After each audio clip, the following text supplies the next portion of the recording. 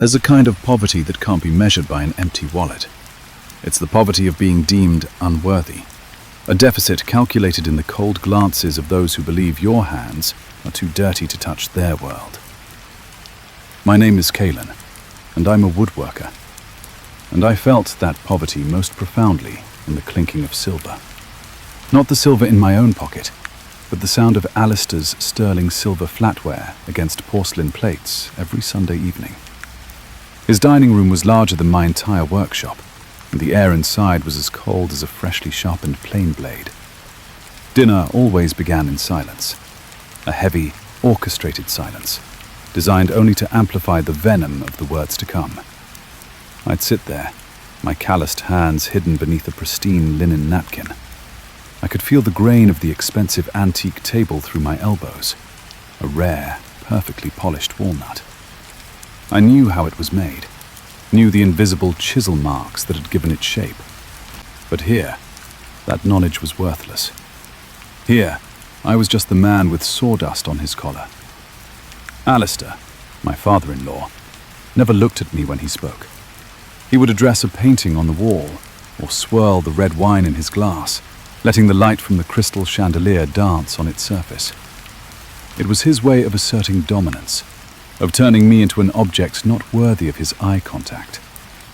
My wife, Seraphina, sat opposite me, stunning in a silk dress the color of jade. She always looked like a part of the room, blending perfectly with the expensive furnishings. I sometimes wondered if she saw how out of place I was, or if my presence was just a faint scratch on the polished surface of her life. "Seraphina, darling," he began that evening, his voice smooth but laced with thorns. "I hear our Kaelan just finished a cabinet for the Blackwoods. How quaint. It's good to have a manual trade to keep the mind simple." My fork stopped mid-air. Simple. That was the word he used, a poison-tipped needle aimed directly at my pride. My work wasn't simple. It was mathematics and art, the patience of a philosopher and the precision of a surgeon. It was an understanding of the material, a silent dialogue between my hands and the wood grain. But to Alistair, anything that didn't originate in a boardroom or a courtroom was simple.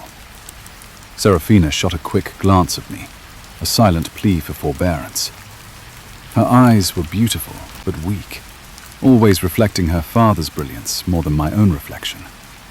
In that glance, I saw no defense, only a fear of conflict, a fear of upsetting her father. I said nothing. I had learned that silence was my only shield in this house. I focused on the sound of my own heartbeat, a steady and honest rhythm against the artifice surrounding me. I can endure this, I told myself, for Lyra, my daughter, for the love I believed Seraphina still had for me, hidden behind her fear of her family. I believed our love was strong enough to weather this contempt, that one day she would see the true value in what I do. Later that night, driving home in our modest car, the silence was thick and suffocating. Seraphina was the first to break it. "You know Dad didn't mean it like that," she said, her voice small, her eyes fixed on the road ahead. "Didn't mean it like that," I replied, trying to keep the tremor of anger out of my voice. "Seraphina, he called my life's work something for simple minds. Did you take that as a compliment?" "It's just his way. He's used to being in charge, to being on top. He's just worried about me, about Lyra's future." Worried? By humiliating his daughter's husband? She sighed, a weary breath I'd heard too many times before. "Kaelan, I'm so tired. I just wanted a peaceful evening. Can't you just let it go for me?" And that's when I realized. My silence wasn't a shield. It was complicity. I was silencing myself to maintain her fragile peace, and in return, I was allowing my self-respect to be stripped away, sliver by sliver. I looked out the window at the passing streetlights. I loved Seraphina. but our love was being built on a foundation of dry rot, on the sacrifice of my dignity. I didn't know then that the foundation was about to give way, and Alistair wouldn't just blow it up. He'd use the debris to bury me. My endurance was like a piece of old-growth oak, hard, dense, capable of withstanding immense, unseen pressures for a long time. But even the finest wood has its breaking point. And Alistair, with the precision of a master lawyer, knew exactly what kind of chisel to use, and exactly how hard to strike, to make it splinter from the inside out. That chisel arrived in the form of a thick, cream-colored envelope, placed ceremoniously on our coffee table one Tuesday afternoon. I had just come home from the workshop, still smelling of linseed oil and pine shavings. Serafina was on the sofa, her hands clasped nervously in her lap. Her expression was a mixture of hope and guilt. "What's this?" I asked, wiping my hands on an old rag before picking it up. "It's from Dad. For you," she said, her voice barely a whisper. Inside was a letter, typed on the official letterhead of Alistair Thorne and Associates. The language was coldly polite, but the content was a slap in the face. Alistair was offering me an opportunity, a position at his firm. Not as a lawyer, not as a consultant. The position was Senior Clerical Assistant, a fancy title for a menial job, filing documents, making copies, and running errands. The accompanying salary was just enough to be called stable, but it was a carefully calculated figure designed to be insulting. It was less than I made in a good month at the workshop, but just safe enough to be an irrefutable argument in Serafina's eyes. This wasn't an act of charity. This was a perfectly staged piece of theatre. Alistair knew I would never accept. The pride of a craftsman, the dignity of a skill I had spent my life honing, would never allow me to abandon my workshop to become his office boy. He had set a trap, and my refusal was the spring that would snap it shut. I placed the letter on the table, as if it had soiled my hands. I looked at Serafina. "You knew about this, didn't you?"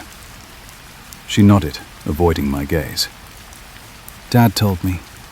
Kaelan, it's a good opportunity. It's stable, benefits, a pension. You wouldn't have to come home with your hands dirty anymore. We'd have a more secure future. Lyra could go to the best schools." "A future?" I interrupted, my voice beginning to tremble. "My future is in that workshop. These dirty hands built the house we live in, bought every piece of furniture in it. They paid for your silk dresses. Don't you understand, Serafina? This isn't a job offer. It's an insult." "Why do you have to be so stubborn?" She stood up, her own voice rising. "My father is trying to help us. He wants to see his daughter have a better life. Why can't you swallow your pride for once?" "My pride?" I almost laughed, a bitter, hollow sound. "It's not my pride he wants me to swallow.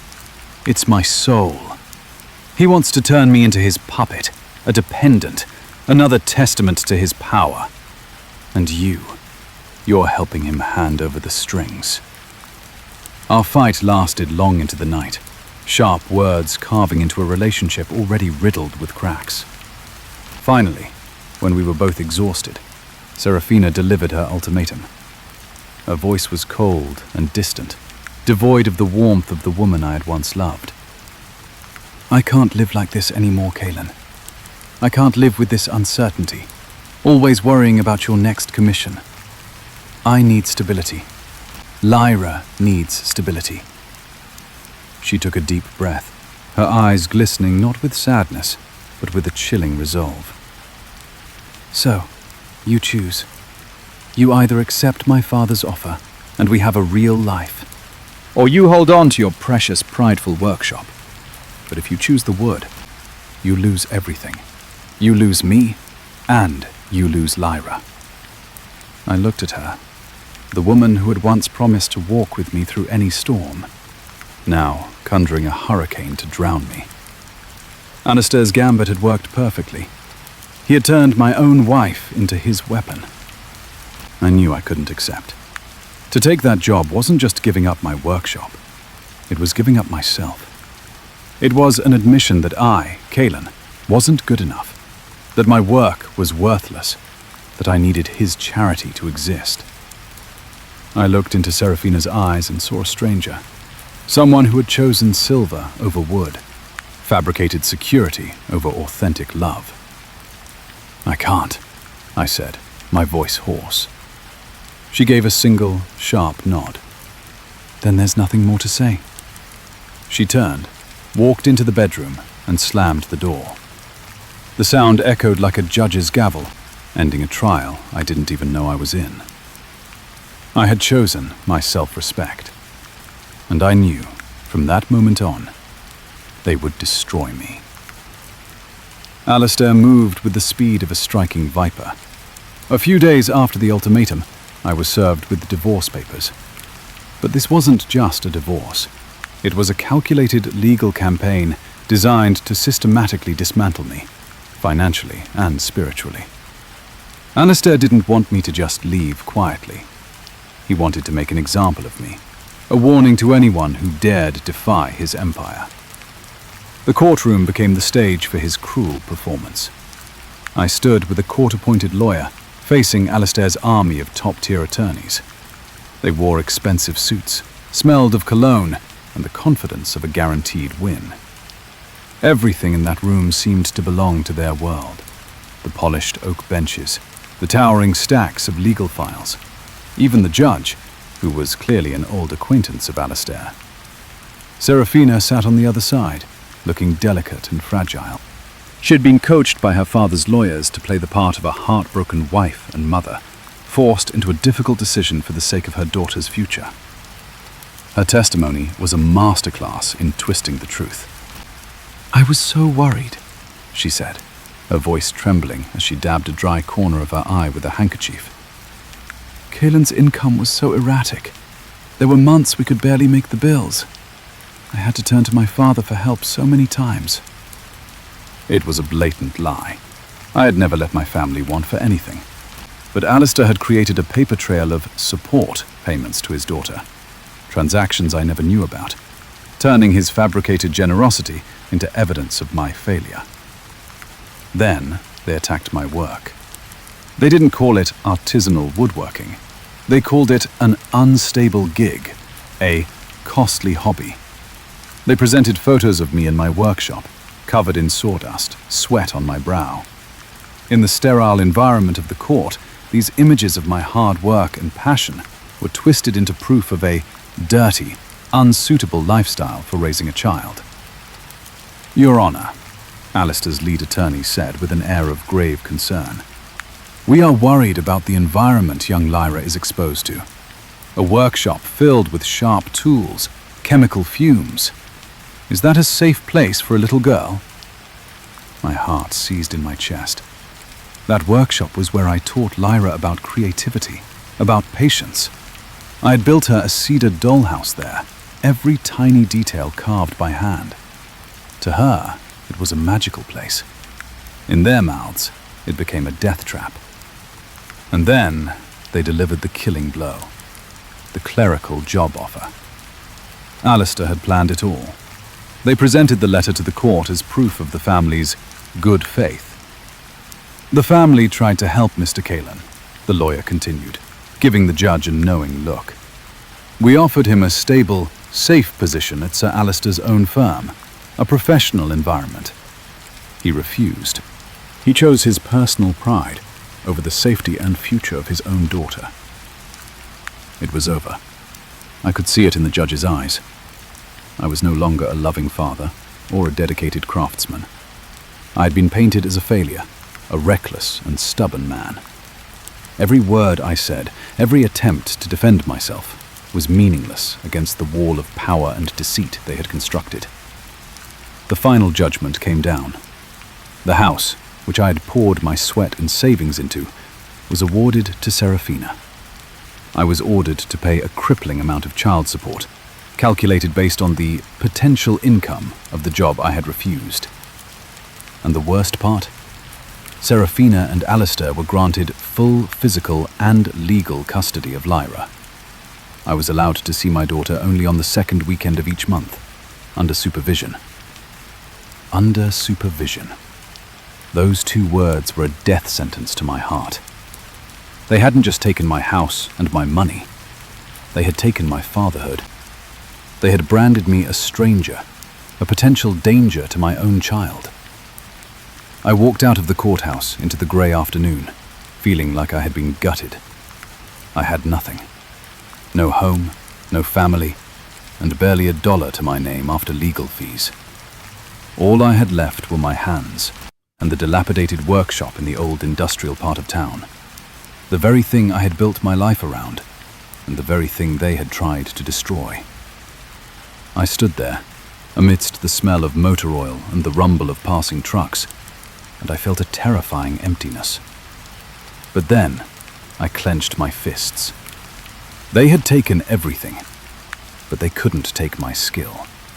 They couldn't take the knowledge that lived in my muscles, in my eyes, in my fingertips. From these ashes, I would rebuild. Not to show them, but to show myself, and to show Lyra. I would build an empire with the same hands they had despised. The first few months after the trial were a grey, hazy blur of just existing. I lived in a small room at the back of the workshop, sleeping on an old mattress and surviving on instant noodles. The pain of losing Lyra was a raw, constant ache. Every second weekend, I'd see her in a cold, sterile room at a supervised visitation center.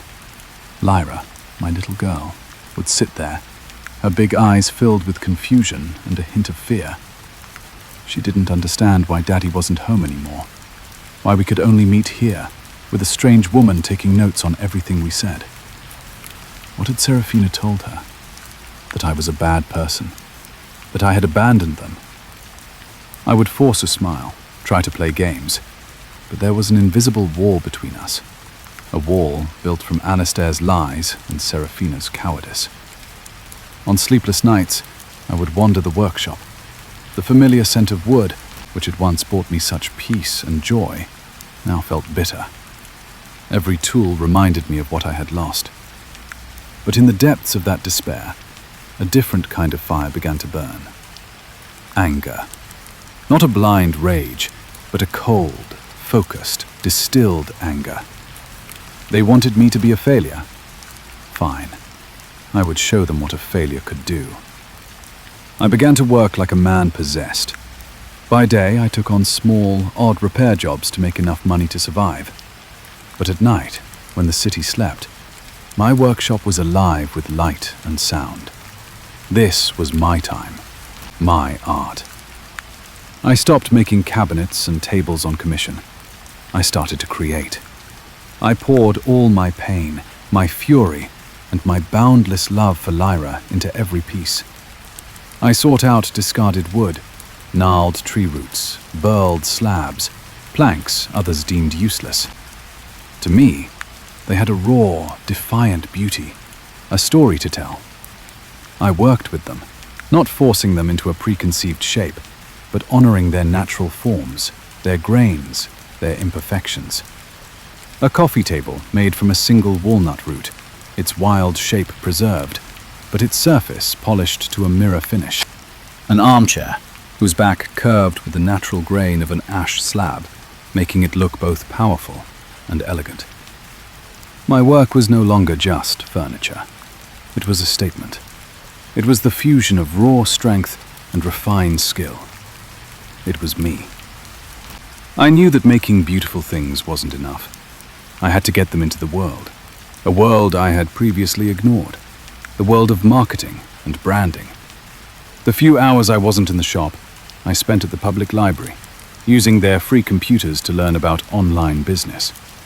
I built a simple, elegant website, taking my own photos of each piece in the soft light of dawn. I didn't write dry product descriptions. I told the story behind each piece of wood. I named my brand Kaelan Woodcraft, but it was the tagline that mattered. Built from honesty.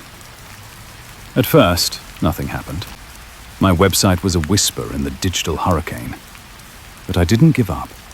I started taking my best pieces to small local craft fairs. People began to notice. They didn't just see beautiful furniture. They saw a story, a burning passion in the eyes of the man who made it. An interior design blogger stumbled upon my booth one day. She wrote a small article calling my work a quiet rebellion against the mass-produced world. That was the spark. The article was shared. Clicks to my website surged. One order came in, then 2, then 10. I worked relentlessly, reinvesting every dollar I made back into the shop, buying better tools, sourcing rarer woods. I hired no one. I wanted my hands to be on every single piece. A year passed, then 2. Kaelan woodcraft began to gain a reputation in design circles. Architects and interior decorators started seeking me out. They didn't just want to buy my existing work. They wanted to commission unique statement pieces for luxury homes and boutique hotels. The irony was thick. My clients were now the very same class of people as Alistair. They were paying fortunes for pieces made by the same hands my former family had called dirty. I moved into a decent apartment, but kept the old workshop. It was my reminder of where I had started. During my visits with Lyra, I no longer felt guilty or weak. I told her about the different woods, about the projects I was working on. She listened, her eyes shining. The invisible wall between us was starting to crumble. She was seeing a strong father, an artist, not the failure her mother and grandfather had painted. I had achieved success, a success built of sweat, blood, and tears. But I knew my fight wasn't over. I had money and a reputation now. It was time to use them to reclaim what mattered most: justice for myself and a future for my daughter. Alistair had used the law to destroy me.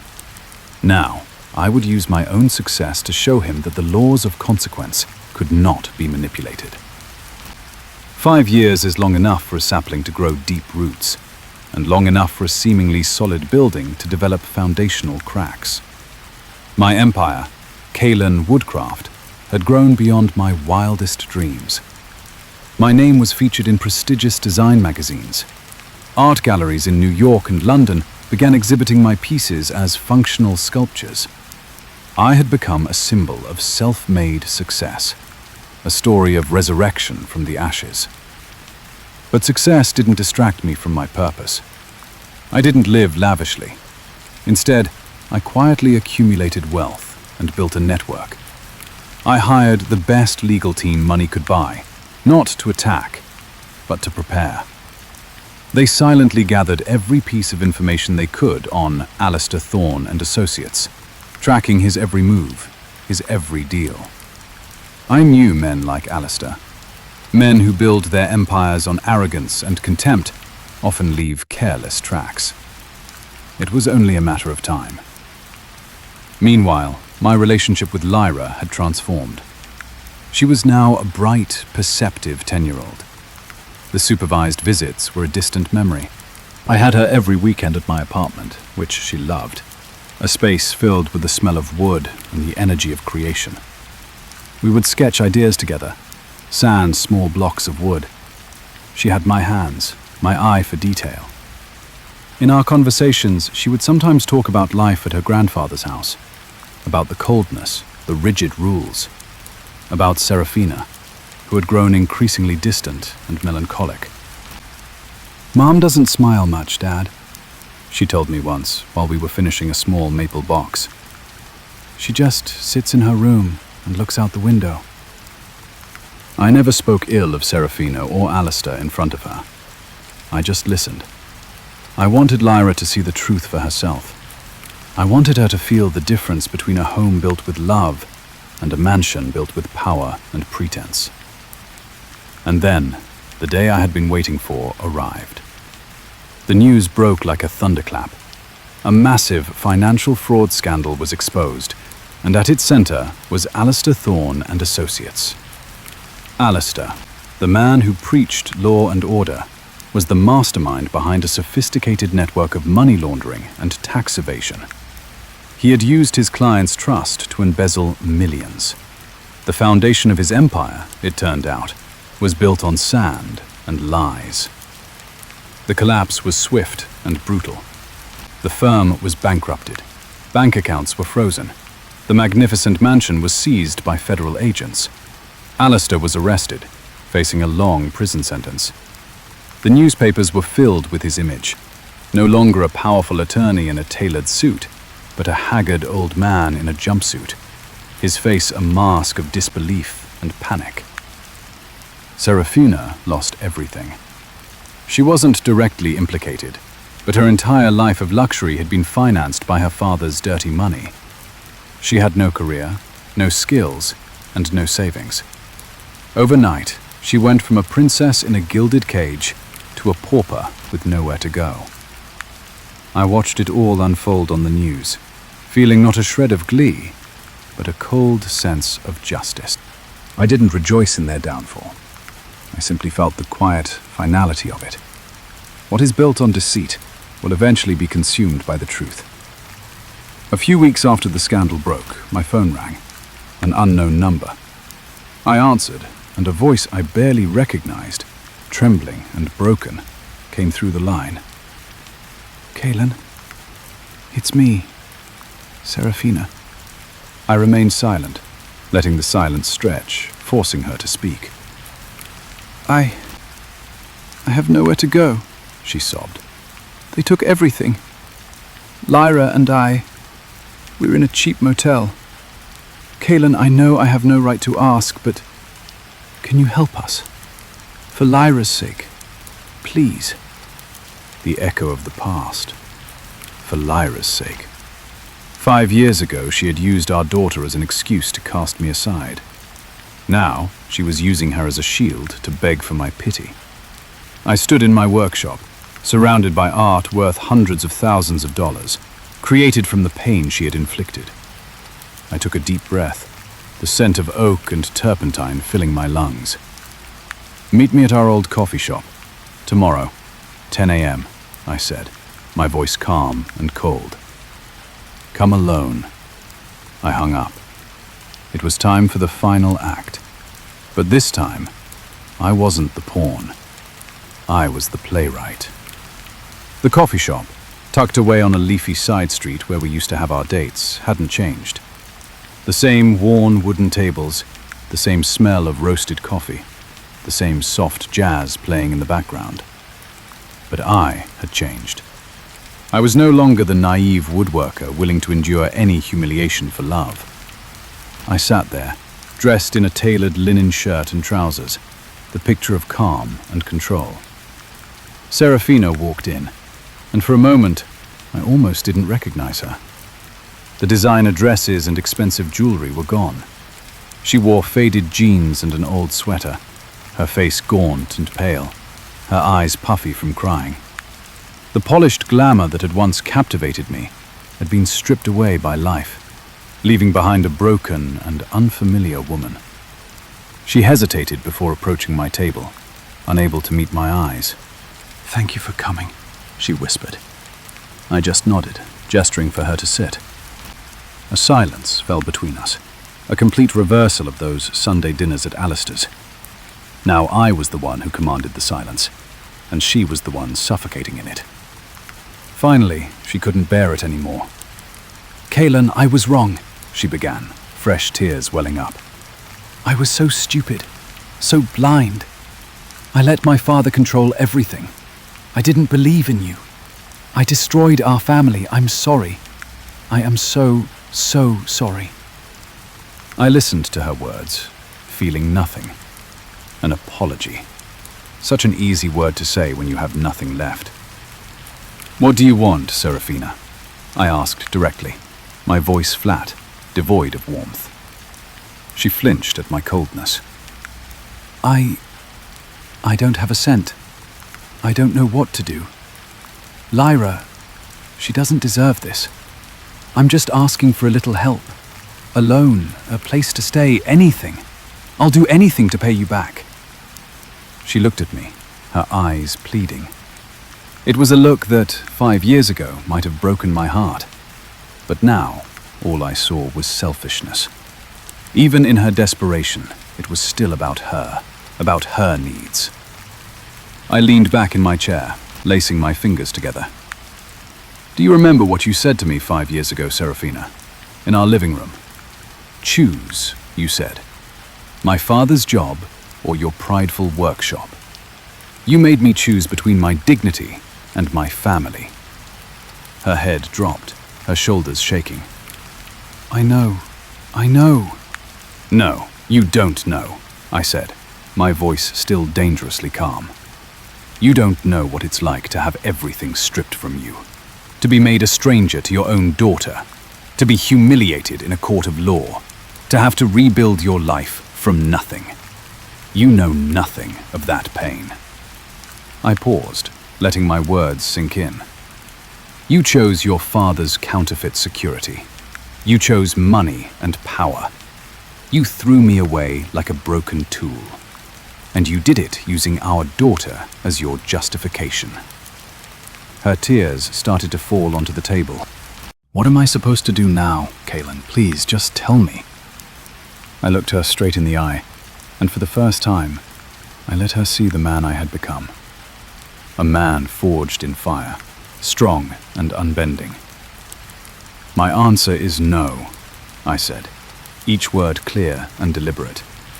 I will not give you a single dollar. I will not give you a place to stay. I will not save you from the wreckage you and your family created. She looked up, her eyes wide with shock and disbelief. The man she had discarded, the man she thought would always have a soft spot for her, was refusing her completely. But what about Lyra? She stammered. What about our daughter? Ah, Lyra, I said, delivering the final blow. I'm glad you brought her up, because shortly after this meeting, my lawyers will be filing a motion with the court. I am petitioning for full, sole custody of our daughter. I will prove that you, a homeless, jobless woman and the daughter of a convicted felon, are no longer fit to be her guardian. I will give Lyra a stable, loving, and most importantly, an honest life. Something you and your father have never understood. The color drained from Serafina's face. She stared at me as if I were a monster. And perhaps, in her eyes, I was. But I didn't care. This wasn't revenge. This was justice. I stood up, adjusting my jacket. Goodbye, Serafina. I wish you luck in your new life. I turned and walked away, leaving her there, drowning in her own ruin. I didn't look back. The man she once knew had died 5 years ago in that cold courtroom. The man walking out of the coffee shop today was someone else entirely. A man who was finally taking back everything that was his. The custody hearing this time was a world away from the one 5 years prior. There was no fear, no helplessness. I walked into the courtroom not as a defendant, but as a father reclaiming what was right for his child. My legal team was flawless. They presented the success of Kaelan Woodcraft, my solid financial stability, the spacious and safe apartment where I lived. They provided evidence of a healthy, loving, and creatively stimulating environment I could offer Lyra. Across from us, Serafina looked small and alone. She had no powerful lawyers, no backing from Alistair. She had a public defender who looked overworked and indifferent. Her arguments were weak. She was homeless, jobless, and the shadow of her father's crimes loomed over everything. The court did not take long to decide. Full and sole custody of Lyra was awarded to me. Serafina was granted visitation rights, but she was not allowed to take Lyra to her unstable living situations. Justice, however delayed, had finally arrived. The day I brought Lyra home for good was one of the happiest of my life. She arrived with one small suitcase, containing a few changes of clothes, and the wooden doll I had made for her all those years ago. She had kept it perfectly. a treasured relic of my love. "This is your room," I said, opening the door to a bright, sunlit space overlooking a park. I had made everything in it myself. A maple bed with stars carved into the headboard, an oak desk where she could draw and dream, and a large bookshelf filled with titles I knew she would love. Lyra walked in, her eyes wide with wonder. She ran to the window, then turned and threw her arms around my waist. "Thank you, Dad," she whispered. "It's the most beautiful room I've ever seen." Holding my daughter, I felt a sense of complete peace. Every fight, every pain, every sacrifice had been worth it for this single moment. The following days were a new beginning for both of us. We cooked together, did homework together. I taught her how to safely use some of my basic woodworking tools. She was a natural, her small hands moving with a confident grace across the wood. We built a small stool together, our first joint project. One evening, as we were sitting on the balcony, watching the city lights twinkle in the distance, Lyra asked quietly, "Dad, are you still angry at Mum?" Her question took me by surprise. I looked into her clear, honest eyes and knew I had to answer truthfully, but also with compassion. "No, I'm not angry anymore," I said slowly. "Your mother made mistakes, Lyra. Big ones. She let fear and the pressure of others become more important than love. But holding on to anger is like drinking poison and expecting the other person to die. It only hurts yourself." I stroked her hair. "The important thing is that we learn from those mistakes. I learned that my self-respect and my honesty are things I can never trade away. And I hope, one day, your mother will learn her own lessons too." Lyra leaned her head against my shoulder. "I love you, Dad," she said. "I love you too, more than anything in this world." We sat in a comfortable silence, a silence filled with warmth and love. This was a real home. It wasn't defined by walls or expensive furniture. A real home is where your heart finds peace, where you are allowed to be yourself, and where you are loved for who you are. And finally, after a long and difficult journey, my daughter and I had found ours, built not with brick and mortar, but with love, resilience, and the dignity of a craftsman. Life for Lyra and me settled into a happy, stable rhythm.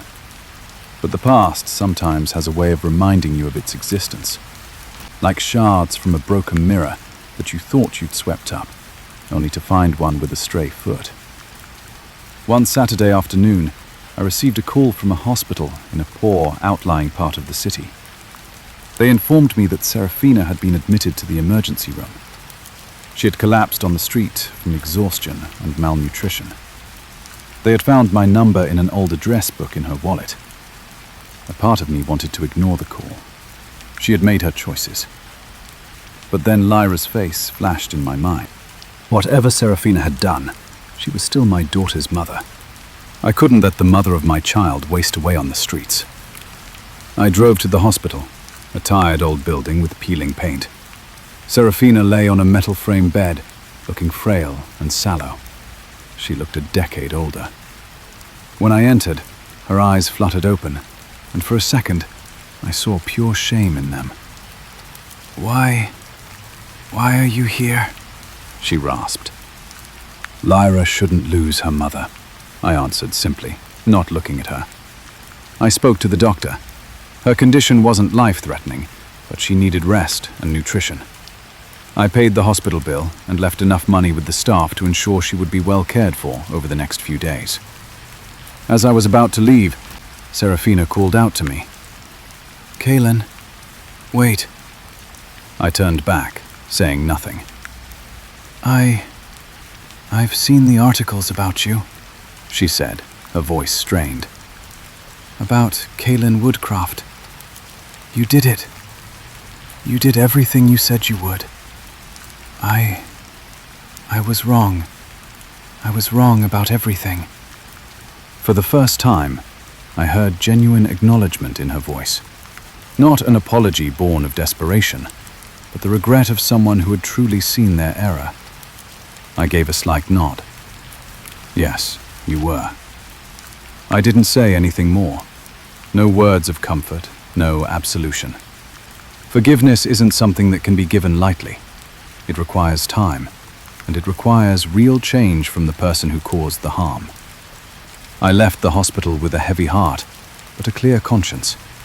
I had done the right thing, not for her, but for myself and for Lyra. A few weeks later, my lawyer informed me that Alistair had been sentenced to 20 years in prison. His empire was well and truly gone. The Thorn name, once a symbol of power and prestige, was now synonymous with disgrace and fraud. I never saw Serafina again after that day in the hospital. I heard through the grapevine that after she was discharged, she left the city, starting a new life somewhere far away under a different name, working a simple, anonymous job. I hoped she found peace. I hoped she learned how to live an authentic life, one that wasn't dependent on the money or power of others. The shards of the past still glinted from time to time, but they had lost their sharp edges. They had been worn down by time and by the act of forgiving myself. I had learned that happiness isn't the absence of scars, but learning to live with them and turning them into a part of your strength. Every piece of wood I worked on carried a piece of that journey, of the beauty found in imperfection, of the cracks that had been healed. And that, I realized, was the most honest art of all. The years flowed by like the grain in a plank of wood, each one adding a new ring, a new layer of peace and maturity. My workshop was no longer a refuge for a broken soul, but a vibrant space of creation and joy. Lyra, now a young woman, spent most of her free time there with me. She had not only inherited my skill, but had developed her own artistic vision. Her designs were bold and contemporary, breathing new life into the Kaelan woodcraft brand. We worked side by side, like partners, like friends. The buzz of the saw was our soundtrack, mixed with the music she loved. The scent of pine was our atmosphere. And above all, there was our laughter, a sound that filled every corner of the workshop, chasing away the ghosts of the past. Kaelan Woodcraft was no longer just a one-man business. It had become a legacy. I started offering free woodworking classes for underprivileged youth in the community. I wanted to show them that their hands, no matter how grimy, could create things of beauty. I wanted to give them the tools to build their own futures, a chance I had to fight tooth and nail for. One afternoon, as Lyra and I were putting the finishing touches on a large dining table, she said suddenly, "You know, Dad, I never really knew Grandpa." I stopped sanding and looked at her. "What do you mean?" "I remember him, but as an idea," she explained. "A powerful man in a suit who lived in a big, cold house. I was more scared of him than I loved him, but I never really knew him. And I never really knew Mum either." I sat down next to her. That's one of the saddest things in life, Lyra. Sometimes people live right beside us and we never truly know them, because they don't let anyone see who they really are. They build their walls too high. "Are your walls made of wood?" she smiled, trying to lighten the mood. I smiled back. "Yes, but at least wooden walls can have windows." We finished the table as the sun began to set. The evening light slanted through the workshop windows, illuminating the floating sawdust like golden pixie dust. We stood there, admiring our work. The table was solid, honest, made from a single slab of oak. Its surface was smooth as glass, reflecting our two figures, a union of experience and youth, of past and future. I realized then that my journey was never really about revenge or even justice. It was about redefining value. Alistair and Serafina had tried to impose their values on me. that money, status, and a clean job were the measure of a man. But I had proven that true value lies elsewhere. It lies in the honesty of your hands, the passion in your heart, and the resilience of your spirit. It lies in creating something beautiful from raw materials. And most of all, it lies in the unconditional love between a father and his daughter. That night, Lyra and I ate dinner at the very table we had just finished. We didn't talk much, just enjoyed the simple meal in peaceful silence. The sound of our forks on the wooden surface was a warm, authentic sound, a world away from the cold, sharp clinking of silver on porcelain. It was the symphony of our new life, a symphony composed of wood and laughter. And it was the most beautiful music I had ever heard. Many more years later, when my hair had more silver than brown, I received a letter with no return address. Inside was a single, faded photograph. It was of Serafina and me on our wedding day, young, radiant, and full of hope. On the back, a single sentence was scrawled in an unfamiliar hand. "Thank you for teaching me what real strength is. Be happy." I looked at the photograph for a long time before placing it in a small wooden box that Lyra and I had made together. There was no anger, no bitterness, just a quiet, wistful sadness for what could have been. I had forgiven, not for her sake, but for my own, to free myself from the weight of the past. Lyra became a brilliant furniture designer in her own right, taking over Kaelan woodcraft and elevating it to new heights. She married a kind man, an architect who shared her passion for creation. Their home is always filled with the laughter of my 2 grandchildren. Sometimes, sitting in my workshop and watching the young students in my class work diligently, I think of Alistair. I heard he passed away in prison a few years ago. A quiet end for a life of such thunderous ambition. He had everything the material world could offer, yet he died alone and in disgrace. He won his battle in the courtroom all those years ago, but he lost the only war that ever mattered, the one for a meaningful legacy. My legacy isn't in a bank account or a fancy title. My legacy is in the pieces of wood that live in hundreds of homes, bringing them beauty and warmth. It's in the skills I've passed on to a new generation. And my greatest legacy is Lyra and her children. A family built on a foundation of respect, love, and honesty. My story is a journey from darkness into light, from ruin to rebirth. It is not a fairy tale, because the scars are still there, reminders of the price of dignity. But it is a true story about the strength of the human spirit. Thank you for listening to Kaelan's story. Perhaps many of us, at some point in our lives, have felt judged or undervalued for the work we do, for our circumstances, or simply for not fitting into someone else's definition of success. This story isn't just about revenge. On a deeper level, it asks a question about what a person is truly worth.